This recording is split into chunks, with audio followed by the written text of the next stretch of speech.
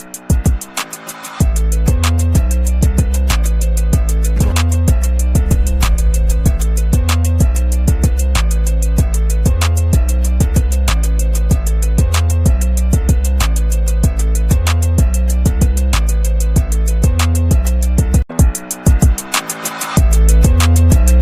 welcome to another exciting episode of the Andre The Beast Crayton Show.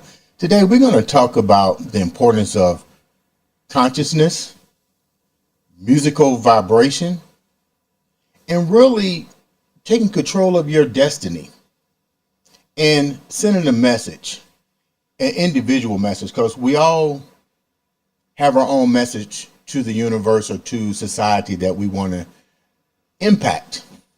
Today on the show, we have a young lady who's definitely has taken control of her life, her destiny, her journey, and sharing it in such a way that has touched a lot of people and still touching a lot of people, all the way from Boulder, Colorado. I'm going to let her share her story.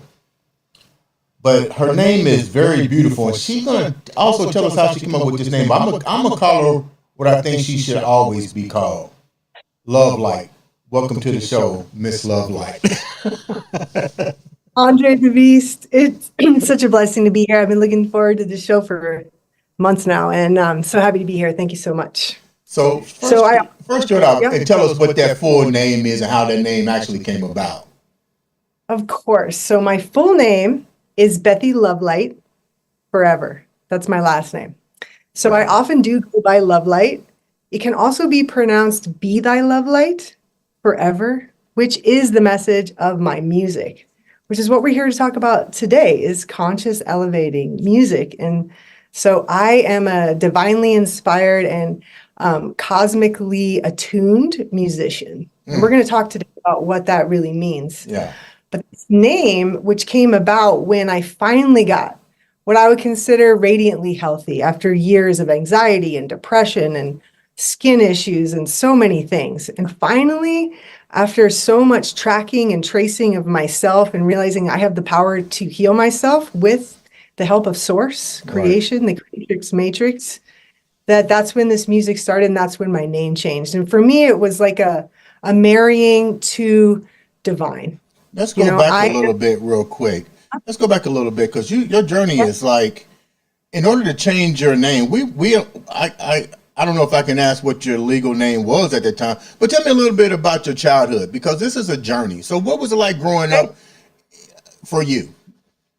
Sure, I would love to share that. So I was born Beth Maria Ross to amazing, loving parents. I just went and visited them in Arizona. I'm very close with them. They're some of the kindest, most honest, integral humans on this planet for me. Mm-hmm. I feel like I chose them as my parents. And so I grew up in the church. My dad is a Presbyterian minister. My mom is a psychotherapist. They're still in love. They're still together after like 52 years, and might be 53. And so I grew up with a lot of love, a lot of loving touch. I actually am a massage therapist because of that, because they gave me a lot of non-sexual, loving, godly touch. And so I now pass that on to other humans. It's part of how I fund this musical adventure too. Okay. And so yet in all of that love and, spiritual foundation, I also didn't feel embodied and healthy all the way. I hadn't really found my path for the foods that work for me and, the kind of culture that works for me. But specifically for me, like the kind of diet that works for me. And so after going through trials and tribulations of finally figuring that out, which was about 15, 18 years ago that my whole life changed. Because for me, feeling embodied and radiantly healthy changed everything. What were some of the foods that wasn't registering with you, and about what age was this, and what were some of the complications that you was actually undergoing to even recognize that there was something wrong with the foods that you were taking? That's a great question. So for me, I felt like certain pesticides and chemicals and additives that are created in laboratories weren't really working for me. They weren't really aligning with my divine matrix. and helping my body to radiantly vibrate at higher and higher vibrations. So even though my parents fed me the best food that they knew how, which was great, that we also had a lot of fast food. It was just part of the culture. Well, how did you know that you wasn't vibrating at such a young age? Like, what was, that when somebody hears this, they'd be like, what are you talking about? Like, how did you even come to a concept of at that young age, hey, I'm not vibrating the way I should be? Well, actually, I didn't know, except that I fortunately actually had a lot of skin issues. And so I Okay. had acne, I had cold sores, and I had rashes, and all the doctors, they couldn't figure out what was wrong with me. And I had kind of at that point given the power over to the doctors, that they somehow knew me better than myself. Right. And that's when my whole life changed. When I left home and went to college, I went to Colorado College for a few years. And I started realizing, wait a minute, I bet I can figure out how to heal my own skin, because I've gone to so many and it's not working.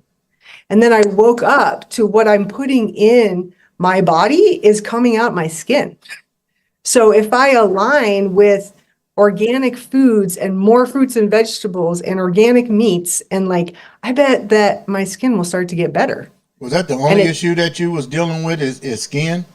No, it wasn't. I was also kind of like a little love zombie, really. I was always a loving being, but I actually didn't feel completely embodied. What do you mean? Where I felt like I was in this avatar being, the movie Avatar, when he wakes up in the avatar body. That's what I feel like happened for me when I started to get radiantly healthy, and also the sacred use of psychedelics. Go back a minute. What do you mean psychedelics? So using medicinal plants to help get information for me to know how to heal myself. And what was that? What kind of plants were that, and what information were they sending you? And does different ingredients make different things happen to your body? And if so, what were they? Because what I'm trying to do is get the audience to understand, if you're doing this, then if I'm taking a mushroom and the mushroom is supposed to give me this, and I take this particular plant and this does this, what plants or things were you taking, and what were the responses that it was giving to your body? So, there's the plants and medicines that have come from the earth that were here, way before the pharmaceutical industries were here, right? The indigenous and native peoples have always utilized sacred medicines. They've always had medicine men and women to help facilitate these kind of ceremonies. And they're becoming more and more popular as this world evolves into what I consider a psychedelic revival, which is actually the name of one of my songs, which is consciously using these sacred plants for the evolution of consciousness. But when you say sacred plants, like what an example of sacred plants? Cannabis sativa, which is now mostly legal, which wasn't, right? Okay. But those of us that are medicine people, we always wanted it legal. This was a gift from God, along with psilocybin mushrooms, a gift from God. And in my humble opinion, these should have never been illegal. These are our right as humans to be able to engage with that which was given by God. Let's go back for a minute. When you talk about what were some of the things that let's just talk about these two things right here, because we got to go all over the spectrum. How did these two things change you as far as consciousness, as opposed to where you was at prior to ingesting these or taking part of these particular natural herbs? I was just not fully in my skin and my matrix all the way. I was just kind of going through life with these loving parents and amazing family. And then I just started getting radiantly healthy and started engaging with these entheogens being that which it taps us into the God or goddess within, right? There's no one between me and the divine.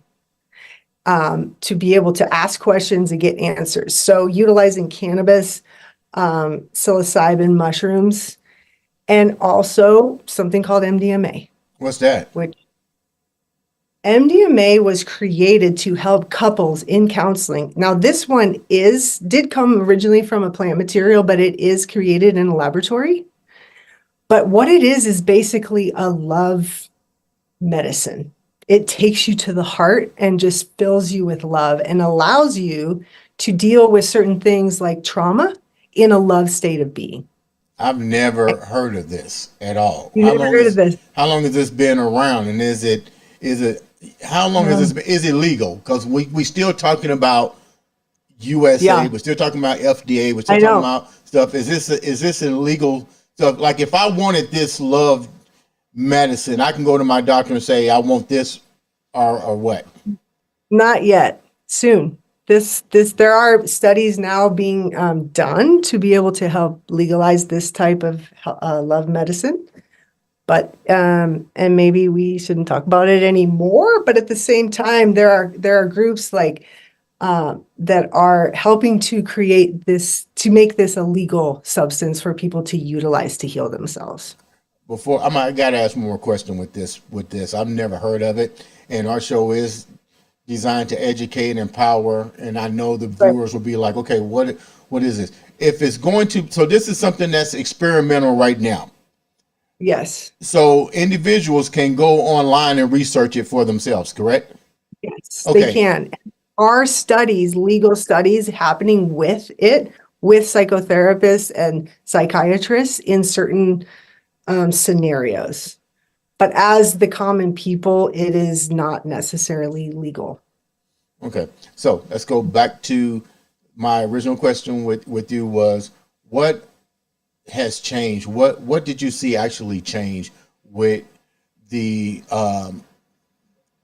consumption of these particular herbs? So in conjunction, so these, and I'll just group them as one to make it a little bit easier. So I'm going to call them entheogens. Okay. Theo means God or goddess.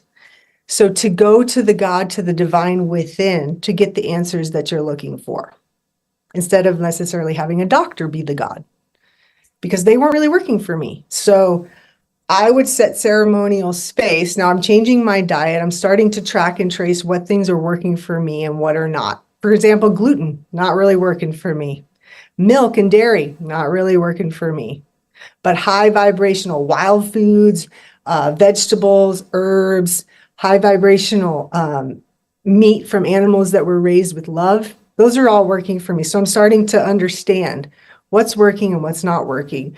Meanwhile, hosting for myself with a community of, like a cosmic community of people, holding sacred ceremonial space for me to be like, how can I heal myself? What do I need to do in my life? What changes do I need to make to raise my vibration to a frequency that's going to allow me to feel more love, more kindness, and to live my life with more joy?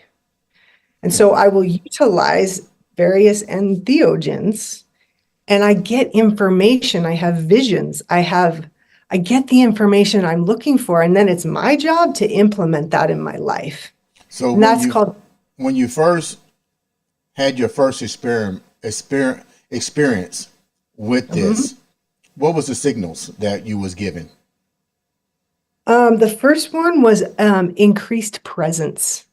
Literally like Avatar, where you realize you're in a body that was given to you by divine, and it was what we might consider free, and that I actually have my own spaceship to learn how to run and figure out what fuel works for me. And all of a sudden, I'm responsible for my whole life. I'm responsible for my thoughts, my feelings, my reality. And I start to see that I'm creating this dream. And all of a sudden, there's an accountability. You And then, mentioned you not to cut you off. You mentioned finding yourself, but you indicated you came from a free loving family who's still together. yeah, Congratulations on that. thank Um, you. um,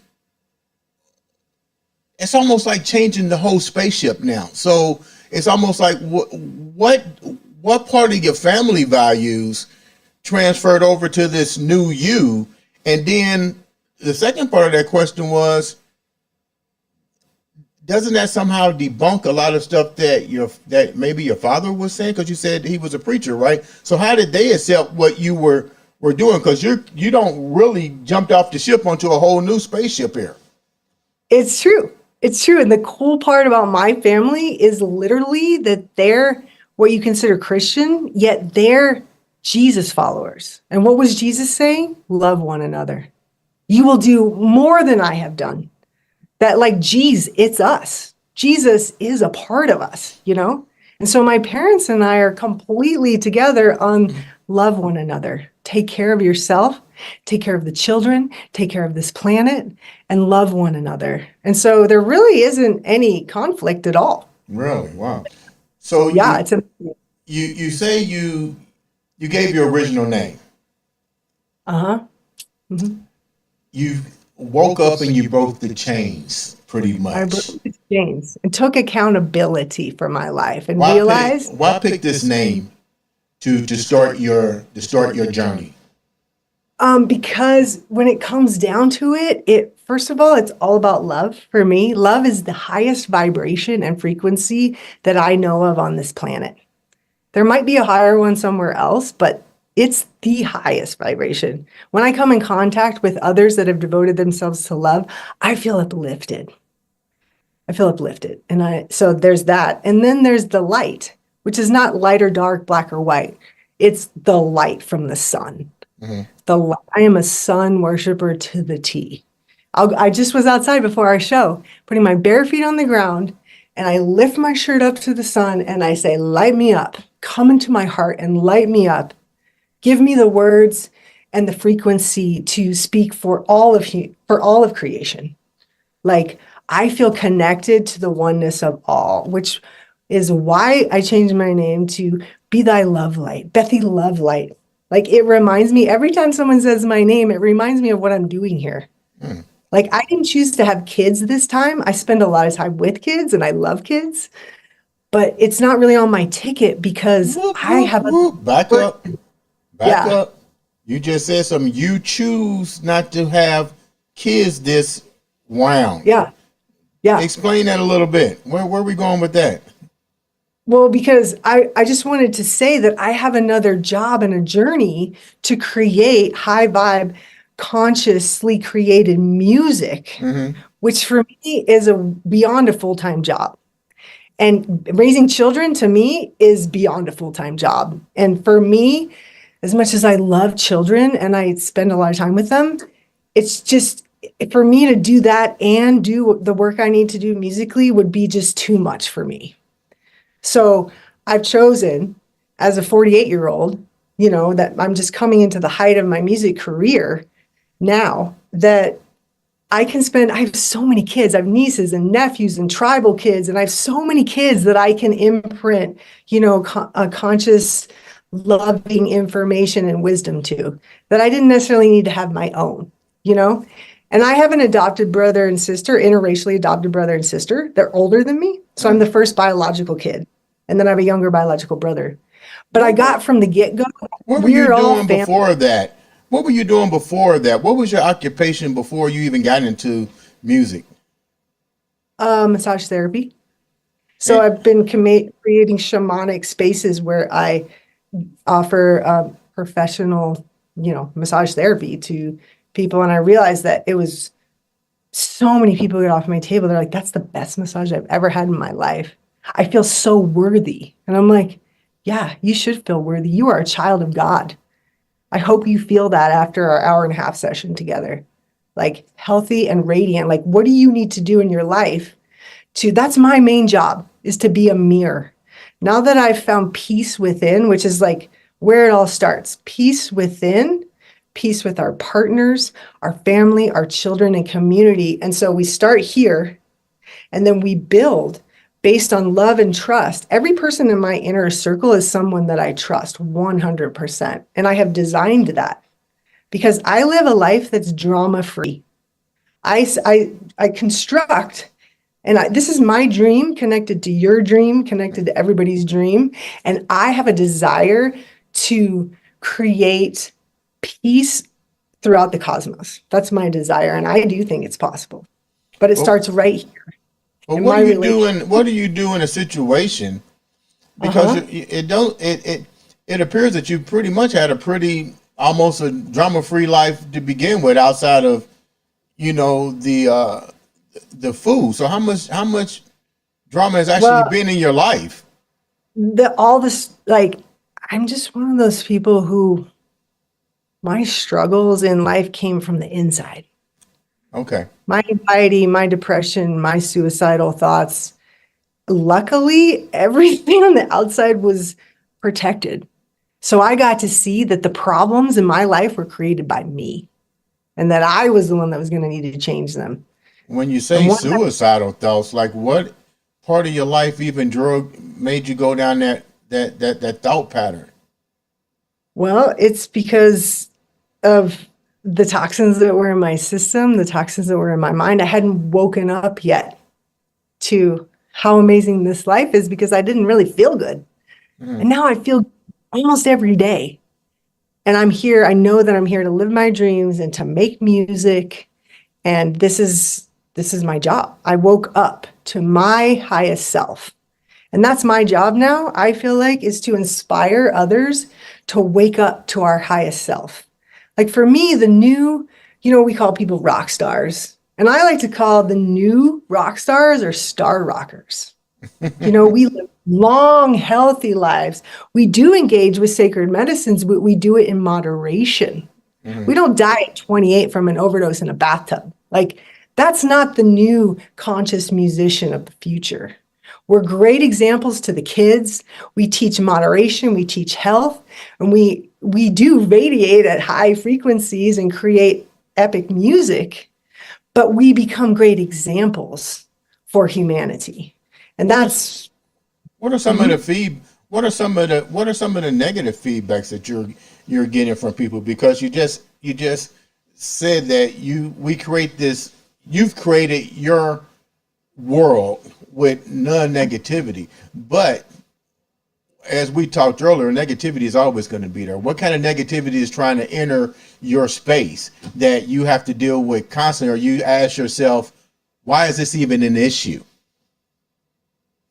Well, I guess my intent is always to speak with truth, to live in integrity, and to choose to be around people that want to raise the vibration to higher and higher levels. Like for me, Hmm. it this whole outer like race, class, sex, gender, that's just like so superficial to me. I'm looking at people's soul. I'm like, who are you? Are you here to uplift? Which is why you and I vibe, because you're here to uplift Hmm. people. You want to bring truth, love, light, beauty, goodness. And like, not necessarily everyone's on that path, but those that are, we're joining forces and we are the movement of the future. Let's talk about this conscious music and what's the difference between, let me start with the first question. Why conscious music? So, conscious music. So, when I woke up to what I realized conscious music was, is the power of our voice. Now, I always knew the power of my voice from my dad and watching him give these great sermons and how it touched people, right? And Mm. these words they come out of our mouth and they're a vibration, they're a seed of creation.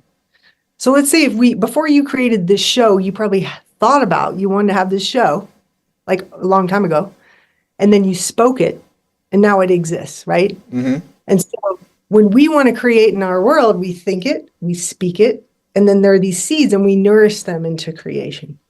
So with conscious music, with musicians who are in a kind of elevated unity consciousness, who are creating music for the benefit of all, and are using conscious lyrics for the upliftment of humanity, these spells are going out through the music to our cells and affecting us on a higher and higher level, as opposed to, let's say, music that is just expression, and all expression should always exist. But let's say I just make a song about something in my life, boyfriend or girlfriend, or because I don't really relate as like one thing. I'm not just like gay or lesbian. I'm just a love being, right? So let's say I have these relationships and I share about them in my song.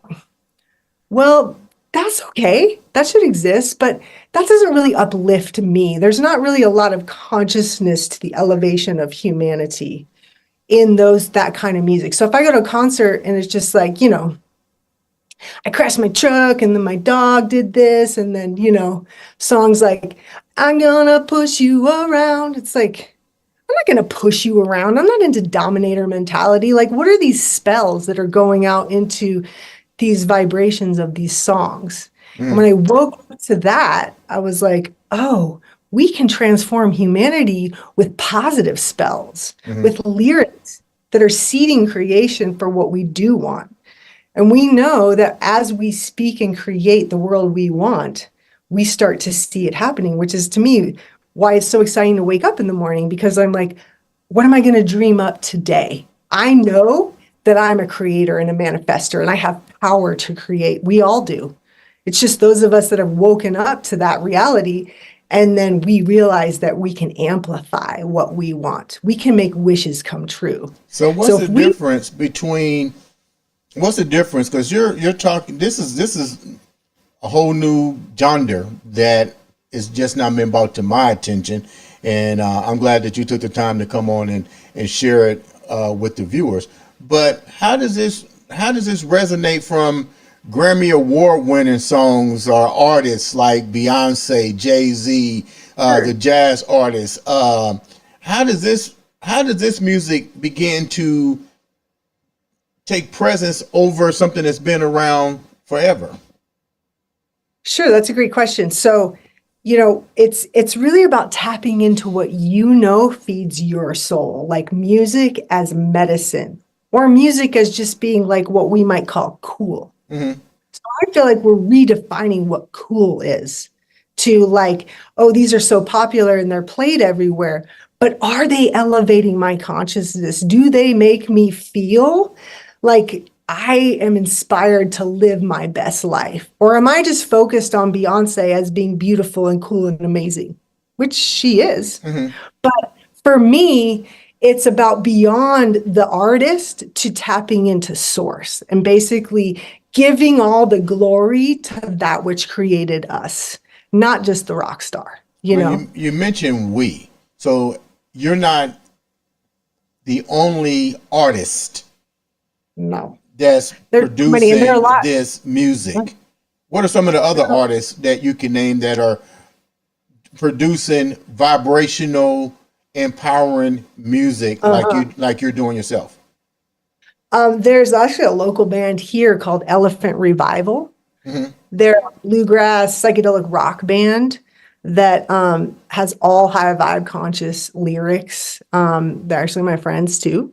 Then there's Rising Appalachia, who is they're two sisters, but then also a band. And it's when you then we have A Lanario. We have God, there's so many. But it's a movement where, and I wanted to bring this up because I know we probably only have 30 minutes, but I wanted to talk about two things: cymatics, and also the power of putting our intention into water. And the reason that I want to bring these up is because, for one, cymatics is visually seeing the effects of sound on a medium. For example, if you put salt on top of a speaker and you pump music through the speaker and frequencies, that salt will actually change into different patterns, and they get more and more complex as the frequencies get higher and higher and higher. So let's say you have a frequency and then you see 4 different circles, and then as the frequency goes up, you'll see 8 and then 16. And you're literally watching the frequency of the sound affect the substance, right? You can do it through water too. You can pump music and sounds through water, and it will change the pattern of the water. So it's kind of intuitive in knowing that when we go to a concert or we hear music, we're a living cell. We're mostly water. And so when that vibration comes in, it's literally transforming the cells in our being. And so then you've got the cymatics part of the literal frequency, but then you also have, I don't know if you've ever heard of Dr. Emoto, but he's pretty popular. He wrote a book called The Messages of Water. Right. And what he proved is that with our intention, water will change its molecular structure based on our intention. For example, he took water and he would say, I love you. You're so beautiful. You're amazing. You can do anything. And it would create these beautiful structures in the molecules of the water. And he froze them and took pictures of them. And then he took water and said, I hate you. You can never do anything. You're not worth anything. And then he took pictures of the water, and they're very different. And, beauty is subjective, but at the same time, if you see something that's kind of symmetrical and looks like a snowflake, that's kind of what the love water looked like. And the hate water looked like kind of sick, like almost like a cancer cell, I believe when I saw the water molecules that he talked about, they looked almost like they was black mold, cased in ice. Yeah. And so if we're mostly water and we go to a concert and we have this music and this intention from the artist or artists, if it's a band, coming through the music to us, we have the potential of it actually hurting us or helping heal us. And I've been to festivals where a band comes on and literally I am in pain from the intention. There's not any intention in the music. It's total chaos. And I'm like, I have to get out of here right now. Like, this is hurting me.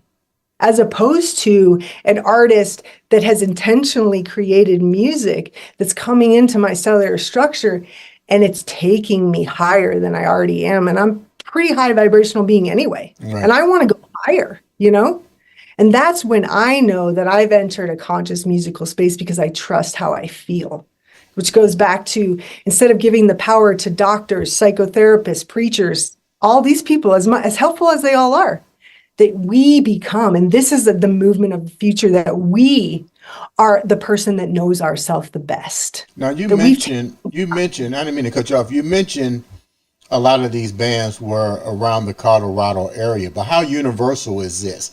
Is this like, are there bands here in Indiana, or are there artists, not bands, but artists throughout the United States that you guys are collaborating with? About how big is this actually becoming? It's growing rapidly. I mean, I feel like they all kind of moved here. It's like, it's kind of amazing. Like Trevor Hall moved here. Amani Friend of Liquid Bloom moved here. We've got, it's a movement of musicians of music as medicine, like Nako Bear. Like we've got these, that they're basically saying like, we're connected to something beyond ourselves. For example, I'm just going to share a little bit about my EP that just came out, and it's called Love Hum. This is the album cover. EP means extended play. Okay. So 5 songs. It's 18 minutes. Which for me is perfect. 5 is my favorite number, and 18 minutes is perfect for me. And so, Love Hum is a beautiful love song about falling in love and giving into love itself. But the third song on this EP is called Moving Me. There's something more than me that's moving me, yeah. So it's this reality that something beyond me is interacting with me and moving me. Now, call it whatever you want. Great Spirit, Goddess, God, Divine. We all have like infinite names for it. But once you acknowledge that something created us and it's interacting with us, and I can feel it moving me with me, that's something beyond that. When I want to support musicians that are giving, we're presenting spells. Musicians have spells. Our lyrics are spells, and I want to be in a spell that's raising my vibration and taking me higher and reminding me what I'm doing here. Where do you get your inspiration from to do all this? Because you clearly are a different type of artist, and my hat's off to you for wanting to share that with the world and elevate them to a higher consciousness through the sound of music. I did read the book with the water, and I do believe that if you speak positive things can actually change the way people approach you or look at you. But what gives you that? What motivates you to write? Like, where do you get your inspiration from? Well, I'm just going to go back to the Love Hum EP for a second, because like the second song in there is called Free Inside. And it's like free inside, from the inside out. And this idea of freedom and where it comes from. And for me, like I was saying, getting into radiant health and feeling good in my body, mind, spirit, and finally feeling free inside, like it's not coming from an outside source. It's not coming necessarily from my job or my partnership or something out here or the world, like having a good day because the weather's good, like freedom coming from the inside out. And so my inspiration is usually like, well, what wish or prayer do I have in my life right now? Like right now I'm working on a song called I Believe, which is basically about I believe in this we are. And I do believe in angels and I do believe in that which created us. But it's about a song about when we leave this planet and how to get into love and celebrate our life. And that we in kind of a death-fearing culture where death isn't spoken of very much. And kind of it's a song that I've sung at many memorials and funerals, and it's a celebratory song, celebrating life and celebrating this circle of life and what we call death, which is really a transition, a transcendence to the next realm. It's a mystery, but we all know that it goes on. How can the viewers reach out to you and get your all your new songs and book you for a guest appearance? How can the viewers reach out to you? So probably the best way that is my website, which is www.bethylovelight or Bethy Love Light. So it's BethyLoveLight.com. And I also do a lot on Instagram, which is basically the same, Bethy Love Light on Instagram. There's no other Bethy Love Light, so it's really easy. And so those are the two places where I update with where I'm going to be playing next. And you can also, so this Love Hum EP that just came out, I'm really excited about. It's more like down tempo, like sweet, sultry kind of music. And then I have a song called Psychedelic Revival. Wow. This is kind of my theme, like rainbows and angels and higher vibrations. And this revival of tapping into entheogens and figuring out for ourselves through the help of guidance sometimes or ourselves. And what do we need to do to tap into our highest self, to be the most radiant, loving, kind, open human being that we possibly can? Because it makes life more fun. Right. And this is the other song I have out called the Wild Weed Song, which when I first started out, I started doing conscious hip hop. And I like to rap. None of my music has bad language. Right. Because you can see, I'm not anti bad language, but for me on my recordings, because words are seeds of creation, I want them all to be high vibe. Okay. And this song is about 12 different edible wild weeds that grow locally, that if we stop spraying pesticides, which are killing the bees and killing us, then we can actually eat these plants. And my partner, Brigitte Mars, that was on your show just recently, she's the one that taught me that we don't have to buy all of our food. We can learn how to identify them, go out and harvest them for free and utilize them in our daily life. And not only are they free and amazing, but they're wild. So if you want to activate the wild in you, then you can eat wild foods that are very different from store foods, which are great too. But if you want to activate that wild DNA, I feel like it's completely changed my life, wild foods. So that's why I talk about it. So it's a reggae, hip hop, rock song about wild foods. That sounds good. They could go to my website and get all of those on this really cool little USB key. So it looks like a key. I'm getting them engraved right now. They have my logo on them, but they fit in your computer and you can get all of them together from my website or Bandcamp. And then you can check out. But my music's also on Spotify. It's on Apple Music under Bethy Love Light. So that's how you find me. Before we wrap up, what did you want the viewers to get? What's the most important thing that you wanted the viewers to get from your episode? Because you share so much new information, a new genre of music, understanding the importance of different pharmaceutical plants. What is the key Uh-huh. message that you would like the viewers to get from this episode? That we have the power to not only heal ourselves, but to create the reality that we want to see. We have the power to live in the love, healing, radiant, love light vibration if we are willing to take accountability for our life, to start tracking ourselves, and to realize that we're a unique creation that has unique needs and that we have to figure out for ourselves. Doctors and healers and helpers are all here to help us, but that we take accountability for ourselves and that we can create the dream world that we've always wanted if we're willing to take accountability, see ourselves, apologize for what we need to apologize, clear our slates, and surround ourselves with beautiful angels of all shapes, sizes, colors, and classes and everything. Diversity is the key.